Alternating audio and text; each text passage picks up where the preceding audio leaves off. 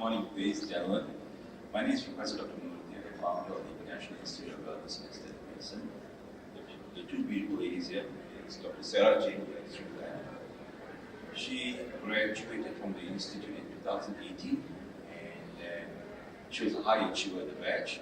She joined us as a trainer in 2020 and last year she moved to Ireland to work with the famous Dr. Patrick Tracy. He was the personal dermatologist of Michael Jackson. She did an excellent job in this clinic, and now she's here for a short break. And she's a senior lecturer for the Institute. The other beautiful lady on the right is Dr. Renisha Kaur. A full-time job is a fashion advisor, part-time job is a doctor. I don't know which is which, but nevertheless, she completed our course, also a high achiever, and she joined us early this year as a trainer and eventually moved on to the medical director of the Institute. And by end of this year, she'll be running an outlet for us in Penang, the IMM Wellness Hub, from 50,000 square meters, in one of the prime medical centers in Penang for wellness and regional medicine, so she'll be looking there as well. Okay, we can start now.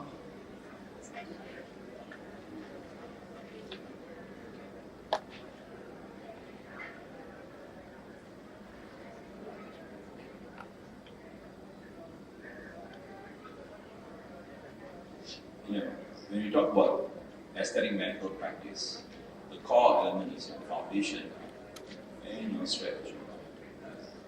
Everyone does aesthetic medicine. Some do well than others, some do better than others. Some, very few, regretfully don't make it at all. Why? Where do we go wrong? Now, if you got your foundation set right, your strategy will always go. Okay? You don't have to worry too much. I was recently in Manila, so there was this doctor who was saying he's going to start. So I asked him the same question, what's your foundation, what's your strategy? He said, I'm going to pray very hard. And I told him, if you're praying, you're telling God what to do. Okay? You're not God's consultant. You have to have a foundation and strategy, so put in effort. Simple as that. Your foundation, can't see the slide very clearly. You need to have your knowledge, obviously, from aesthetic medicine. Okay? You need to have your business strategy, business operations as well. You need to have your financials. A lot of doctors don't venture into aesthetic medicine because of one fear. Where do I get the money to start? Trust me, money is everywhere. It's just a matter of you finding it. It's there. And of course, startup operations, marketing and development, and credentials and licenses. I believe you heard Dr. Najmi and Dr. Usha and Mani was talking today morning. Now, I'll come back to that later. Strategy, first and foremost, is your confidence. And you might be thinking, yeah, we all know that, fine, fair enough. But a lot of doctors who graduate from our institute, right? And we ask them, they are afraid. They are afraid to take the leap of faith. So, if you have that confidence, you will make the move. When you make the move, the opportunities will come to you. Start, run the show, develop business, expand it, and most importantly, exit. You don't want to be sitting and doing Botox and fillers when you're 60 or 70 years of age. It's going to be tiring. You will get tired. Trust me, you will. Right? So, you must have an exit strategy. Growing your business is very simple. Letting it go is the most difficult thing, trust me. And even if you want to let it go, the business will not let you. Think about it for a second. Okay, now let's go back a little bit into aesthetic medical foundation. The definition of aesthetic medicine. A lot of people think aesthetic medicine is about making people look beautiful. I'll be the first one to disagree with that. Aesthetic medicine is about not messing up someone's already beautiful. Okay, complications are very prevalent in aesthetic medicine, so you have to be very careful in that. In order for you to avoid problems, you've got the Ministry of Health in Malaysia has got their pathway for lateral credential and privilege, which they did today morning. Okay? Basically, they want you to go through a structured training program, be in practice for 2 years, apply for LCP, sit for the exam, be assessed, and then get your LCP and practice legally. Okay, the key word here is to be able to practice legally. These are the chapters. Anatomy. the topic that we all hate the most, okay, in medical college. From the skin to the muscle to the fat to the retaining ligaments to the compartments right up to the bone, you have to know each and every one of them. Some procedures you will be doing a skin depth, some at fat, some just above the bone, what we call primary osteo. You have to know your anatomy. Without your anatomy, your foundation is shaky. That's why I started this slide with foundation. You need to know the muscles of the face, the retaining ligaments of the face, the fat compartments, obviously, the relationship between the facial ligaments and fat compartments, obviously, blood supply to the face. And almost all my students know this. I emphasize a lot on this. One small mistake here, and you can make the person go blind in less than 5 seconds. That's how important the blood supply to the face is. We all know about the facial artery, the common cavities, the internal cavities, and our knowledge unfortunately stopped there in medical college. We never wanted to go home until you want to specialize in it. So, blood supply to the face is extremely unique and extremely complex. There's several variations. There are valvular, so the blood supply can go up to the brain, it can go down to the heart. But we can't go on that. Pain management and aesthetic medicine. People who come to you are healthy individuals. They are not in pain. So please do not induce pain. Okay? You need to know your landmarks, your golden ratios. You need to know your primary aging, secondary aging, and your procedures. Once you've got your foundation, the anatomy sorted out, you need to understand what each and every one of these procedures. You've got your toxicity you have to know about. Obviously fillers, I'm sure you heard about that. You got your skin boosters, you got your threads, and actually a lot more.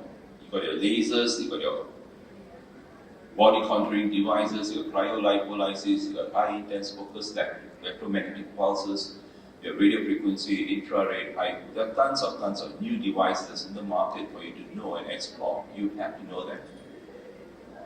Like, one thing I must disagree with the LCP committee is they feel that you choose what you want to do in aesthetic medicine. Aesthetic medicine is a complete circle. You can't stop it halfway. If you're going to study about Botox, toxin, and not about fillers, you're just driving halfway. You're not completing the journey. So if you're going to do aesthetics, make sure you get the whole circle completed. Okay? If I'm to make a suggestion, I'll say everything must be learned and studied and practiced, not just halfway. You learn how to cut, you must learn how to suture. Right? So that's how it works. Complications, my favorite topic. Complications can occur drastically in aesthetic medicine. You will be thinking in general medicine yours is safer than aesthetic medicine. No. Sorry, I beg your, it's the other way around. Aesthetic medicine is far more dangerous than general medicine. Okay, it is so more complicated. Because the primary element here is they're healthy individuals. They're not sick, they're not ill. They're perfectly healthy. They're coming to you with a happy, smiling face. You can't send them back home with complications that any one of these. People should not die in aesthetic medicine. People should not die in medical services in the first place. Far more in aesthetic medicine. Okay? Now, forget about this. Now let's go to the next one. Business operations. If you're going to do your business operations, right, you need to have your planning and startup. We all know this. It's not rocket science. Okay? The planning, the startup. But how many of you here have decided, think for yourself, that you will quit at a particular price of your business in 10 years from now? The second question, or the 3 questions you can think of it, the second question you should be asking is, what is the value of your business right now? Or what is your value right now? There's an asset, right?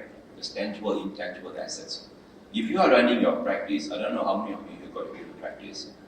If you are running your practice, what is the value of your practice? You know that. You should know the value of practice today, right now. And how much are you going to plan to cash out in 5 years, 10 years, or 12 years from now? You have to know that. Next is, when do you want to exit? And how do you want to exit? In order for you to answer that question, when you want to exit and how you want to exit, is simple. Can your business survive without you today? If you say yes, my business will still run even if I'm not there, then you made it happen. If you say no, without me the business is done, then you're far away from going far in your practice. Okay?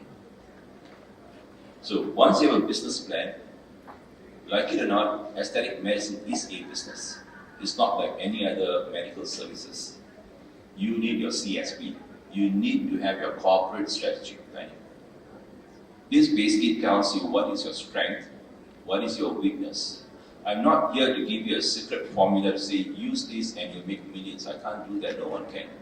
Unless I'm here lying to you. But you have to put a plan up. It can be a one-pager, it can be a half-pager, it doesn't matter. But you need to plan yourself well to know that this is my plan. This is where I'm going to take my company to. We can guide you on what's your budgeting and finances in a short while. Operate. Well, we all know how to operate a business, so don't worry about this. Here, marketing planner. The catch in aesthetic medicine nowadays is, with a wide array of digital, social media and digital marketing, you have a lot of options to sell your products. You have a lot of it, okay? You have your social media marketing, you have your search engine marketing, you have search engine optimization, you have your digital name cards, your website, your whatever. You need to be out there. And I think you need to be out there. You just got to ask yourself, what are you going to showcase out there? Okay. Is it, pardon me for those who dance on social media, nothing against anyone. Is it you want to dance to attract clients, or is it you want to show up your skills and attract clients? You have to think about it. I don't see cardiothoracic surgeons dancing. And when I go for conferences, I'm asked the same thing. So I rather you look into confidence, skill, knowledge, showcase that.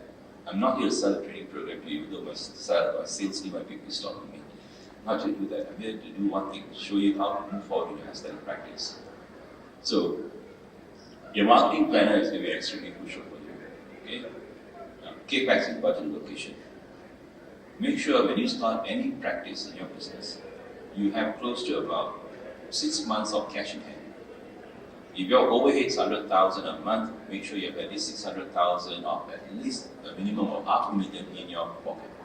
You are going to need that. Aesthetic medicine is very unique. I had this students of mine, despite me telling them don't waste too much money on renovation, they spend a lot. There's also backup in Northern Connect. They spend a lot on their renovation. Okay? And within about 4 months, they couldn't afford to pay their rental and salaries. They've spent a lot. And I told them one thing, you do not need to spend so much on the floor and the ceiling. You know why? Most of the time in aesthetic medicine, patients' eyes are closed. They are not going to look at the ceiling. Definitely not. They're not going to look at the floor. So why do you burn money? And at the end of the day, what happened was they're not able to pay rental, salary, and they have to burn out.